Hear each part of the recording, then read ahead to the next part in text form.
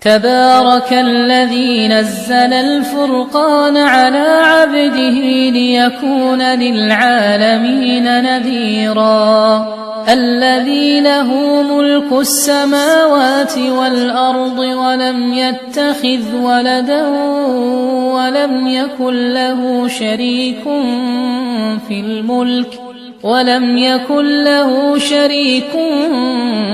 في الملك وخلق كل شيء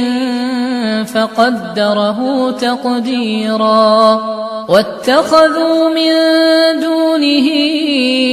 آلهة لا يخلقون شيئا وهم يخلقون ولا يملكون لأنفسهم ضرا ولا نفعا ولا يملكون موتا ولا حياة